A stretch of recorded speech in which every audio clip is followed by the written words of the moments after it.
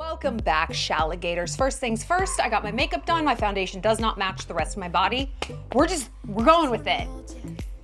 We're going with it. Anyway, today we are talking about girl code. We're talking about dating your friend's ex because evidently we have to talk about this. Evidently, we are going back to the motherfucking basics about girl code because two different celebrity love triangles have popped up. Number one, Secret Lives of Mormon Wives, Jesse, Messy Jesse, as she will heretofore be known, made out with her dear friend Miranda's ex-husband, Chase.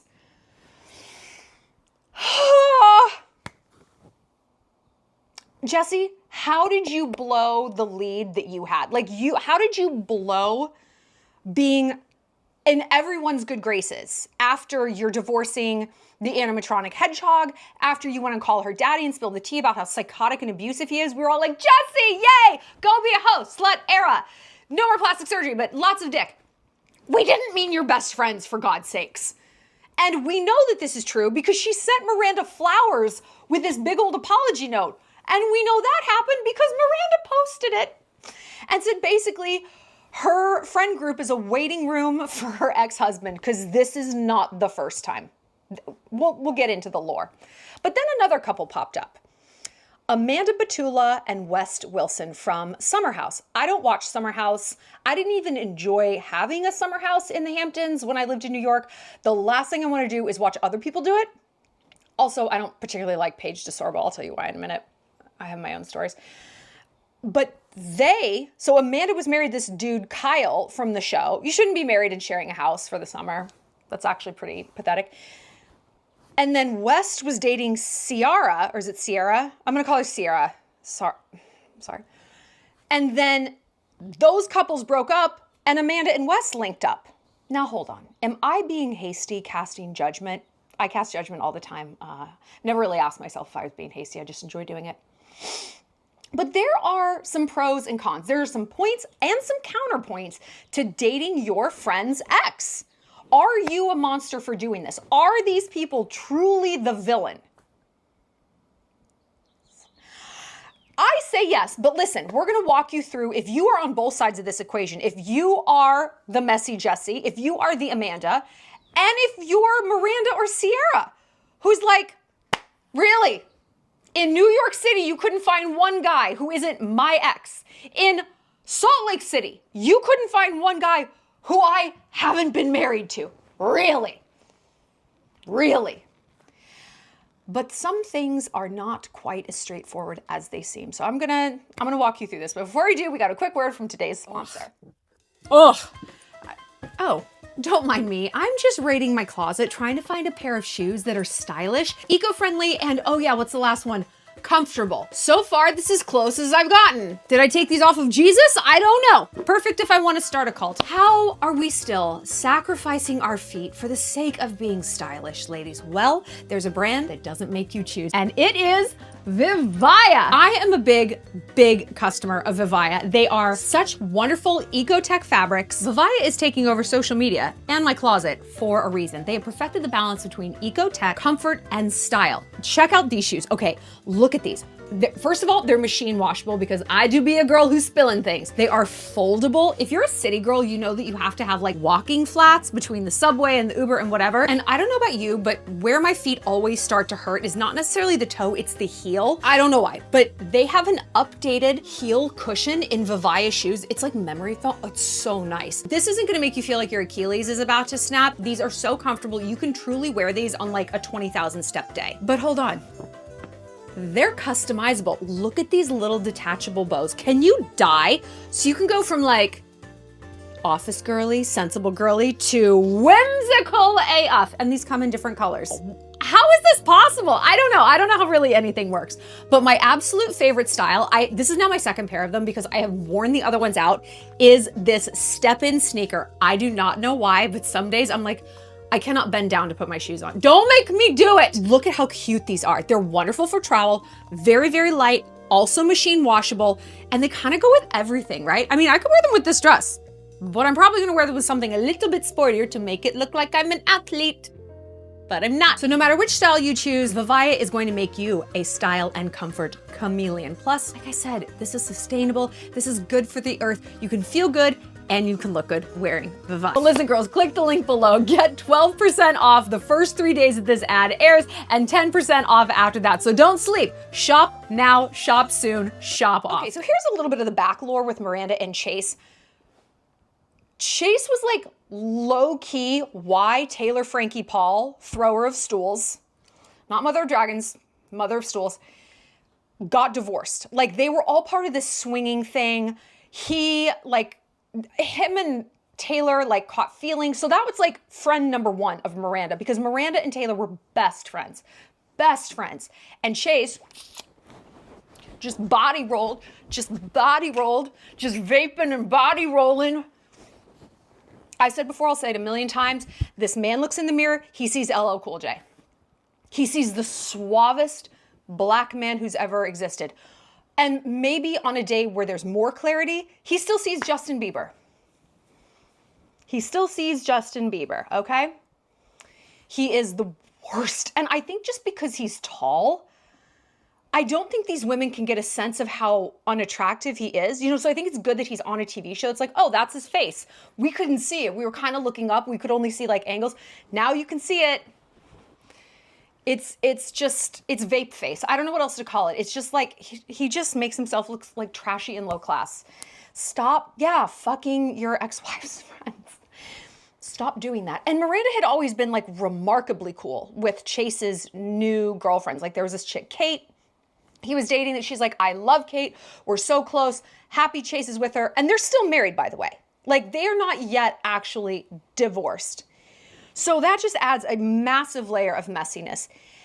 And it's like Miranda was already giving this man so much rope. What do men do with rope? They hang themselves. We know this. That's all men are going to do with the rope that you give them. Which just like goes to show, be a bitch. Like stand for nothing. Be a nightmare, be a monster. Even if you don't really care, be a fucking monster. We're going to talk about this more in our next video. About Nikki Glazer saying she likes it when her boyfriend hooks up with other chicks. I knew you were funny, Nikki. I did not know you were a clown, though. So Chase and Miranda and Jesse. Jesse's out of this divorce. If you have been divorced, you know that you are like crazy for a little while. You're just like an animal let out of a cage. That's fine. Hunt, baby girl. But you have to like, the whole thing with fucking around is you have to fuck around, like not within this little pool. You have to fuck all the way around, different area codes, burner phones, whatever. And Jesse watched Miranda cry over Chase flirting with Taylor and potentially going on a date with her recently. So the whole thing is just like, really upsetting and such a disappointment from Jesse. We were rooting for you, Tyra voice. We were all fucking rooting for you. And I just don't know why she did this. And they were like kissing in public too, like at a party. So this wasn't like, oh my God, we were drunk. He came over, he dropped off a ladder. One thing led to the next. You were doing this in public. You did not really give a fuck who saw you. You did not care if it got back to Miranda. Like it was flagrant. And it's hard when someone's doing that to you, if you're the Miranda, to sit here and say, oh, she didn't mean to hurt me. Well, then what did she mean? What did she mean to do? And all the other girls on the show hate him because he's had this Who Gives a Shit podcast that all he does is talk about those girls and trash the girls and trash women, right? Just clout, parasite. He's a parasite. He is a parasite. So now let's move on to Amanda and West. I don't watch a show. Like I said, I don't know the lore. But like, you don't need to. You don't need to. I guess Amanda and Kyle are getting divorced. They're estranged. I don't think they are divorced. And they've like gotten married. Like, oh, we saw them get married evidently. And now it's like already falling apart. Oh, so you want to hear about Paige? It's nothing like salacious, but we filmed like a pilot for a gossip news show when I worked at Star. It was with like our editor-in-chief, who's like the worst, me, another like Rob Shooter, this guy who's like a veteran celebrity journalist, and then Paige, who's like, who the fuck are you? Like they brought her, I have no idea where they got her from. I was an editor there. I've been on TV, and they were literally so insulting to me.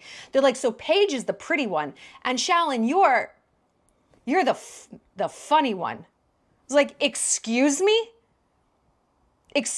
Okay. Sorry, do you want to just put the bag over my head now? Did you bring a bag? Should I go get one of my own at my desk? Instead of a bag, why don't you just put a noose and just string me up from this building, because that's about how this feels. And she was nice enough, but she was one of those people who is so impressed with herself. So, like, she thought she was the most adorable creature ever.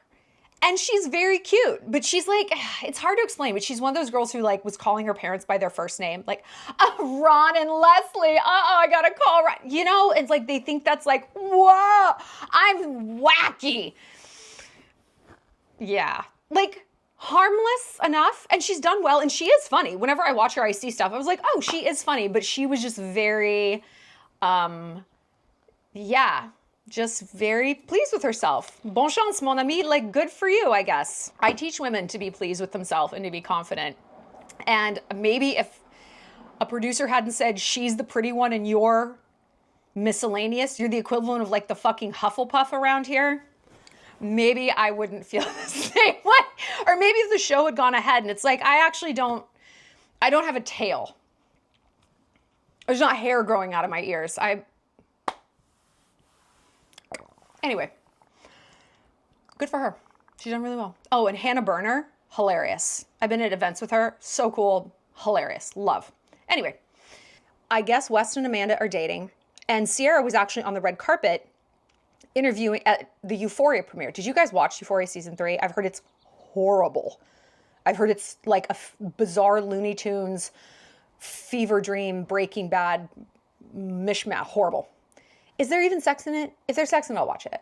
But she was interviewing Sydney Sweeney, and she was like, would you date your friend's ex? Like she was going there. And basically they came to the conclusion of, you know, if that happens, if you date your friend's ex, you better marry him, girl. And this is an excellent conclusion. I'm getting ahead of myself, though. I'm going to start on the evil side, okay? I'm going to start on the side of evil. And in these situations, we, from an outside perspective, deem the boyfriend sleeper with her as the evil one, as the breaker of girl code. But let's break this down. I have been in a situation where my friend's ex was after me. I've dated a friend's ex. She set us up. That was a whole different in college, whatever, in college. But like, I've been there. I've been there. She later acted like she didn't, but I'm like, I wouldn't even know him if it wasn't for you. I would have never met or encountered this man ever. And you were like, oh my God, you guys would get along. Because here's the thing. You guys would get along. It stands to reason that you being really close with someone, having all these overlaps in your Venn diagram of personality traits, would be attracted to the same person. That's not a crazy conclusion to draw. And I have also been on the side of the Miranda and the side of the Sierra. I mean, I've been the odd man out in a love triangle several times. And my very depressing thesis was, well, why should 3 people be unhappy?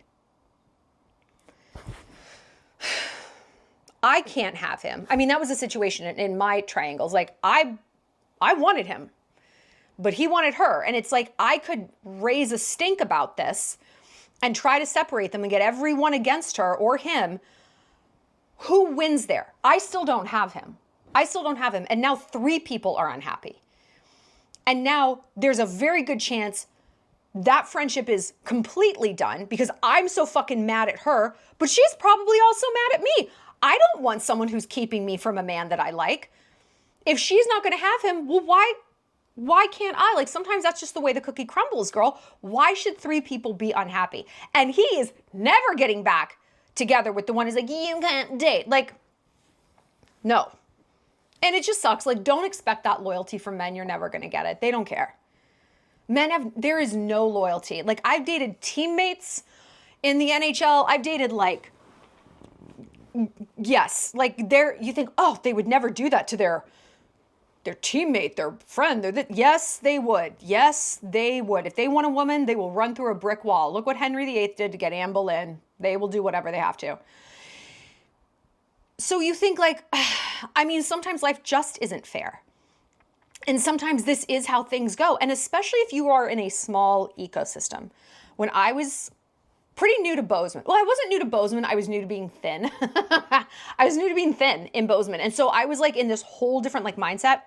I met this guy at a party that my friend threw, like their big annual Christmas party. So all of our friends were there. Met this guy. He asked for my number. He was like super charming. And I just happened to mention to my other friend the next day, she's like, did you have fun last night? I was like, I did. Like, and yeah, this guy, Derek, got my number. We're going to go out next week. And she's like, Melanie's ex-husband?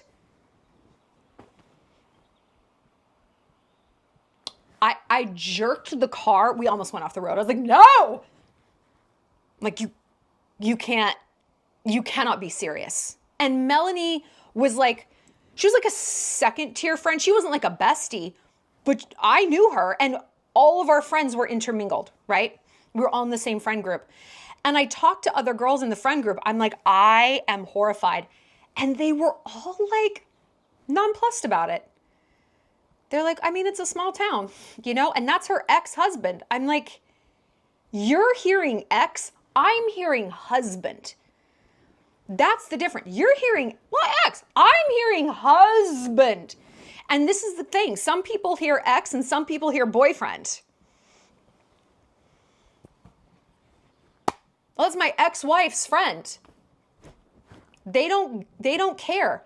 I ultimately did not continue down that path. It was not worth it. And cut to, the gag is, if you're in the Shallon entourage, oh, you know the story because I did a whole video on it because screw these people. That friend group beneath the surface is the most sinister, toxic thing I've ever seen. They were cheating, like fucking someone else's current husband, swinging, wife swapping. I'm like, you people are demented. And so now I look back at their like, well, it's not that big of a deal. It's a small town. It stands to reason you guys would both have like overlapping interest. But I'm like, this is not you guys just being evolved. This is a symptom of your toxicity that, oh, wow, it's going to take me several years to see the depths of. Little annoyed no one asked me to be a swinger. Not like I would have because their husbands are hideously ugly. But like, you still want to be invited to a party if you don't want to go. Whatever. So listen, if you are the messy Jesse in these scenarios, if you're the Amanda Batula, you need to ask yourself one question. Are you going to marry this guy? Because if you're not, this is not worth it, girl. You will never have that friendship again with your girl. Never. She doesn't trust you. And why on earth should she? Oh, you made a mistake? Some mistakes are built to last. You broke the one inviolate rule of girl code. And I don't think having that rule makes you unevolved or petty or possessive. Of course I'm possessive. Of course I don't want someone taking my phone or my car or my dog or my shoes. Even if I don't want to wear those shoes anymore, they still belong to me. Do I see my exes as possessions? Yes. Is this a symptom of perhaps clinical narcissism bordering on sociopathy? Also, yes. I am what I am. I am what I am. I am like Drake. My exes belong to me. That goes on forever, you know? And I don't think that that's a crazy mindset. I really don't. We don't live in villages in Norway. There's plenty of men. There really are. Everywhere you look, I can see one across the street right now. They're everywhere. And that statistic, those facts stick out really hard when your friend hooks up with your ex. It had to have him, huh? I mean, you guys know my own personal lore. My ex-best friend, and I mean like a sister to me, all through high school, all through college, slept with a guy I lost my virginity to. Not in high school or college. When we were like 25, they were living in Los Angeles. You mean to tell me you can't find another 5'9" balding man in Los Angeles? You had to have him. You had to have him. And then the next logical thing you think is, It wasn't about him. It was about me.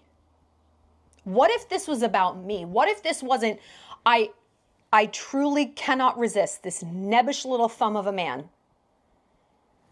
It's that I want to hurt you. Guess what? I just get to get laid in the process of hurting you. I think that there's something to that. I think that there's something to that. I mean, I don't think it's a coincidence that Miranda is the hottest of the Mormon wives. She's tall, she's skinny, she's like mostly natural. She's really, really fit. She's on like very good terms with her ex. Like I would not be surprised if that's a factor in all of this. I don't know enough about the dynamics on Summer House, say Amanda and Sierra, I don't know.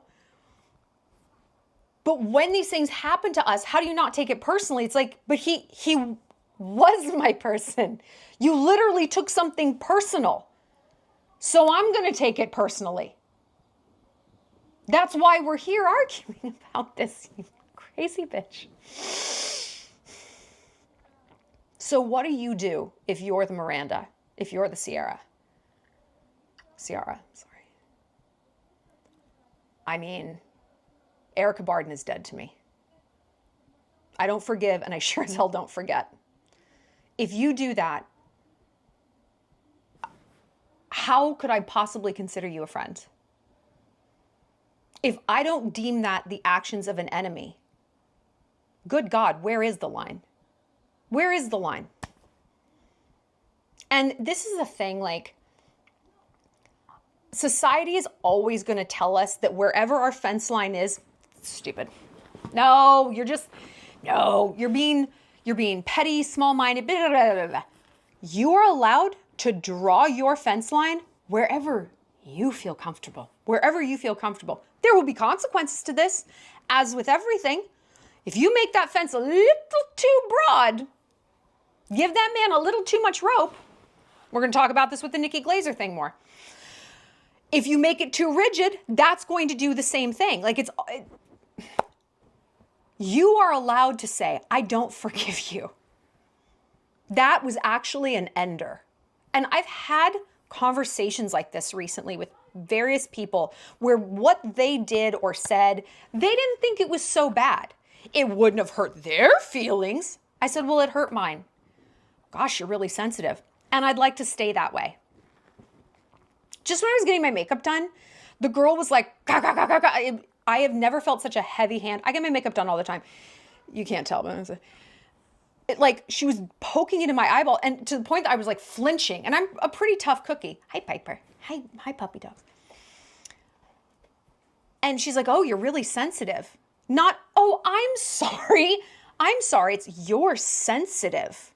And I literally said, I am, and I'm probably going to stay that way.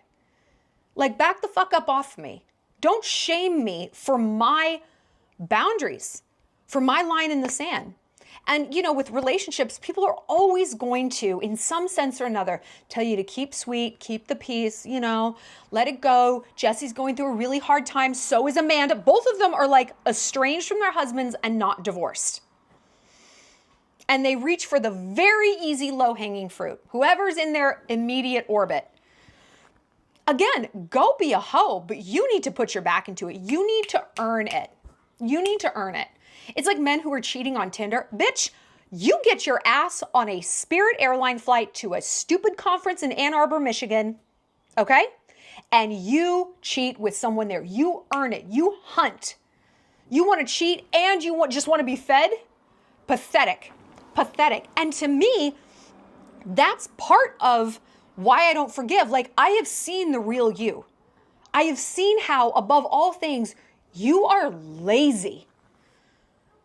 You have no respect for me. You might love me, whatever that means. You have no respect for me. You have no respect for what you saw me go through with that man. Even if you didn't see it, I'm sure you could imagine it. It's my ex-husband. It's my ex-boyfriend. I didn't think I needed a PowerPoint presentation to let you know that that hurt me. That I carry the scars of that relationship, no matter how amicably it ended. Now I see that you are lazy. Or either, and that's actually the best case scenario. when you think about it. They're either so lazy that they're just gonna be like whoever is the closest. What, you didn't try to seduce your brother? Wow, such effort. They're either lazy or they're not lazy. That there was something purposeful. It wasn't an accident they went after your ex. So, which of these two girls do you want to be? Which of these two bitches do you want sitting across from you at brunch? None. No, I am out. No, thank you. No, thank you. You have absolutely no obligation to accept someone's apology ever in your life. I deny apologies constantly, because people only seem to apologize when I have withdrawn my presence in their life, when I have lost my mind on them. And like, there's a difference between someone who is genuinely sorry and someone who is merely backing down, and someone who is simply cornered. I have to apologize. She knows she's mad. But if they don't have that internal thing of like, I shouldn't have done this. Fuck, I need to come clean. Guess what? They're not sorry. If they could do something and no one would ever see it, they would. Where does that end though? That's the question. And that's why these things are so upsetting. If you can do this, what else can you do? If there's nothing inside you that says, this is morally wrong. And you know I'm not a moral person, but I am anti-messiness. I'm pro-friends. I'm not pro-morality. I'm pro-friends. I know how valuable good friends are. And even if I really wanted her ex, I prefer the friendship. It means more to me. And I'm no fool. I'm the one who's going to get shut out of the friend group, as I should. So it's just like, it's not worth it. Again, though, if you truly think, if you're the messy Jesse in this, you better marry him. And I want you to ask yourself, if 6 months down the line, this man was long gone, let's say 6 days. 6 days from now, this man is long gone, but the stories aren't. And everybody knows. And you're still not invited to things. Would this have been worth it? Or is this only worth it if the outcome is good? Is it only the ends justifying the means? If you're like, ugh. Or if you're telling yourself something even worse, of course this is going to work out. Oh, really? That's how things go. They just work out. Let's also talk about the kind of man who is doing this. We've been talking about the girls because, we're for the girls. Let's talk about who this man is. We think, she's doing this to get back at me. What is he doing? Where is his bizarre headspace in all of this? Baby girl, you might just be a prop, a pawn on his chessboard. Oh no, he's not like that. It's just a really genuine connection. And like, he just dated the wrong person, but like we always were the ones meant to be together. I mean, maybe. Are you willing to bet your entire social reputation on that? Are you? Are you willing to be the villain? See, I've been doing this for a long time. And if there's one thing women cannot handle, it's not getting cheated on. It's not starting over. It's being the bad guy. They can't handle being the bad guy, people being mad at them, disappointing people. But, I'm sorry. Say this into my good ear. You're willing to get kicked out of the tribe actually. Like, actually excommunicated from this social tribe. Really, you're willing to do that? Okay, sure. That puts an awful lot of pressure on that man. That puts a hell of a lot of foot on that throat of this relationship. And if there's one thing men love, it's pressure. And it's a desperate, lonely woman. And maybe that's part of his plan. To isolate you. To get you to the place where now you're his little puppet because you don't have any other friends. So forgive me if I don't believe you are willing to scorch your entire tribe, forgive me if I don't believe that you are that evolved, that you have overridden the thing that human beings need, second only to food and shelter, right? The next thing on Maslow's hierarchy of needs is social inclusion, but you've conquered that. You have conquered the base of the pyramid, the foundations of being a Homo sapien. You've conquered that? Oh, my God, when are you colonizing life on Venus? Look at you. Have you split the atom at all today? I'm sure you'll get there. Give me a fucking break, okay? I haven't conquered that. Of course I want to be included. Which is why I didn't go for my friend's ex-husband. I thought, this just isn't worth it. Even if he is the man I'm going to marry, the price tag for love should not be the entire rest of your life. My dream wedding isn't empty. There's people there and they're happy. My dream wedding has people who are thrilled that we're together. Not like, well, this fucking bitch. That's not how I've imagined things. Oh, but it's how you've imagined. Oh, It's so involved. I'm not trying to rain on your parade, except I'm doing exactly that, and I am trying to do it. You need to think this through. You need to think this through. And I'm also going to tell you something you're not going to want to hear. You don't have to actually have sex with him. You don't have to like embark in a whole relationship. If you just put that blood in the water of like you're slithering around your friend's exes, good luck. That is not a great place to be. You will get kicked out of the tribe. It's not going to be loud and abrasive, but it'll be weekend trips. You're like, oh, they're all in Scottsdale. Wow. No, I would have loved to go. Yeah, they didn't want you there because they don't trust you. It's everyone cancels kind of last minute on your birthday dinner, or they say they're going, but they just don't even show up. It's that. And you're not going to understand it. And maybe they don't even consciously name it thusly. Trust is a very ephemeral thing. It's this sort of shimmering veil around someone. And once it's gone, brother, it's gone. It's very hard to rebuild trust. And I gotta say, very few people honestly even try. You know, they want to be retrusted, but what are they doing? Usually nothing. Like usually nothing. What is Jesse doing to rebuild trust with Miranda? And the question is, well, what could she do?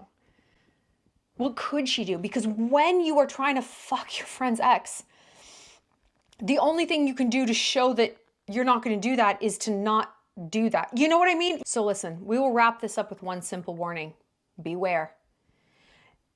Someone I was reading about rockets the other day, as one does, and a scientist said something so genius. There's a million ways it can go wrong and only one way it can go right. And I think of that as such an apt metaphor for so many situations in our life. This is one of them. There's really only one way that this can go right, and that's you marry him and you lose all your friends. So how right is that even? What's the return on investment? Again, you might click with this man and sometimes it is worth it. Sometimes it's worth it.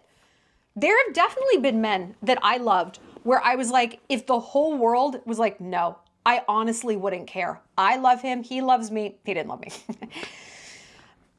And it was worth it. But you have to know that. And you have to know that he believes this also. Some men just live for drama. They're just messy. You don't think a man could ever be using you for revenge? I use people for revenge all the time. And I'm not even a man. Like, yes, he absolutely could. So buyer beware, girl. Like, the juice does not seem worth the squeeze, okay? And here is my advice. If you are the jilted party, if you're the ex-girlfriend watching your friend and your former man get together, fuck those people. Like, fuck both of those people. Get them out of your life. Accept none of their apologies. See who they are, clock it, and move on. Because if you don't, all you're doing is teaching people how to treat you. You are self-abandoning. That man already abandoned you, and clearly your girlfriend did too. The only one you have left sometimes is you. How you respond to this is going to dictate whether you're the latest person to abandon you. All right, that's it for today. Ladies, if this is all hitting very close to home and you're like, yeah, I am out of the tribe, or I don't have a tribe, or I don't want to be part of that tribe because I actually don't think it's wrong that my ex and my friend hooked up, I have a tribe for you. Join the 4% Club. Come with us on trips. You're gonna meet high value girls, like actual ones who don't need this explained to them. They don't need to be told, hey, don't do that. Don't do it. They already just get it. They're gonna get you, they're gonna get your ambition, your humor, your big dreams, and they're not gonna be afraid of you. Because that's how I am, and those are the kind of women that I attract. And those are the kind of women on my trips and in my community. Links are both down below, and I'll see you next time. We're gonna talk about Nikki Glaser. So what is she doing? Okay. Mwah.